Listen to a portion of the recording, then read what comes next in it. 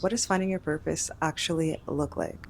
I know a lot of the times we hear people talk about you just need to find your purpose, but finding your purpose isn't some magical moment where the clouds part ways and God just comes down from the heavens. It isn't none of that. But there are signs that you are on the right track. And today I'm going to break that down into 4 actionable steps to help you find your purpose in a way that feels authentic to you. Step number 1, your energy knows you before you do.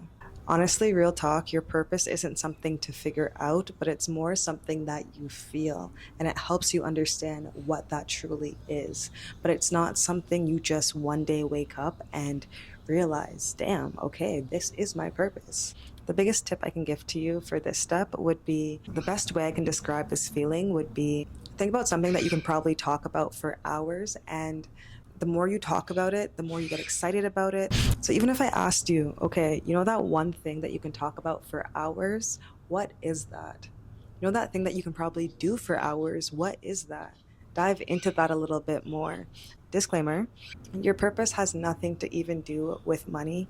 If you want to monetize it, then cool. If not, then that's cool too. Step number 2 would be your struggles are not your curses. I promise you. There has been so many times in life where I am going through it in so many different types of ways. Maybe it's in a relationship, maybe it's at work, maybe it's with my friends. And the thing I always reflect on afterwards is how I've learned something from that situation, whether it's patience, whether it's understanding my values and my self-worth, whatever that situation is for you, understand that those struggles are not your curses. I would say that one hard truth that I had to accept is that things that I've gone through are meant to shape me, and I know that for a fact. So, example, if you have gone through any type of self doubt, any type of hardship, heartbreak, or any major life shifts, you have always come back out of it with a different perspective. So, even if you could take a moment to think about some of the things that you have gone through and think about how that has maybe shaped you. I know for a lot of people that may even be hard to bring those things up in this current reality because maybe they were years ago or maybe those were things that you were trying to forget. But, baby, listen, one day you just have to face it. And I encourage you to slowly take your time. We understand the depth of your soul, the depths of your mind, the things that you have gone through because they have shaped us, whether we like it or not. Step number 3 would be stop trying to force it. I promise you, alignment over hustle. There's been so many times where God, the universe, the Most High, however you label it, has showed me, Nishanda, this is not what you want. Why do you keep forcing it? Why do you keep going back? Why do you keep staying?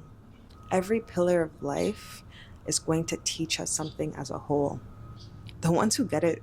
Because sometimes I feel like when I'm saying these things out loud, I know that 21-year-old Nash probably would not have listened to this. I am Nash. I have a little bit of a myth buster, and that is your purpose does not come from grinding yourself to the point of burnout. Come close. It is about truly doing what feels good even when it's scary. It's not about grinding. It's not about burning yourself out. It's not about being exhausted. It's not about having the most hours. It's not about putting in the most hours. It's truly about doing what feels good and actually taking that step continuously over time to recognize even what feels good. One thing I told myself in 2024 was do it when you're anxious, do it when you're sad, do it when you're scared, do it, just do it. Nike has literally one of the best slogans ever. Just do it. Short and sweet. Is it scary? Yes. But a lot of the things that we do for the first time is scary.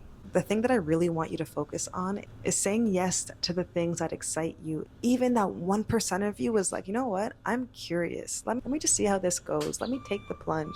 2024 for me was also the year of saying yes to the things that scared me, saying yes to the things that also excited me, that brought me curiosity. And in the end, it brought me inner peace and it brought me joy. And it even brought me closer to myself. And understanding myself is my purpose here on this earth. And once we understand ourselves, we're able to now expand. We're now able to monetize those skills. We're able to heal people. We're able to help people. We're able to show up in the world feeling like our whole self without feeling insecure or timid or shy.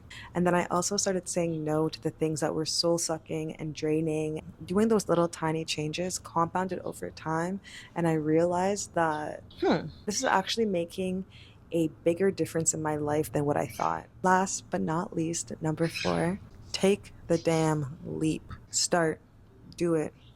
Sign up for the classes, learn on YouTube, go out and get the material. Do what you have to do. You know what that thing is for you. Do it.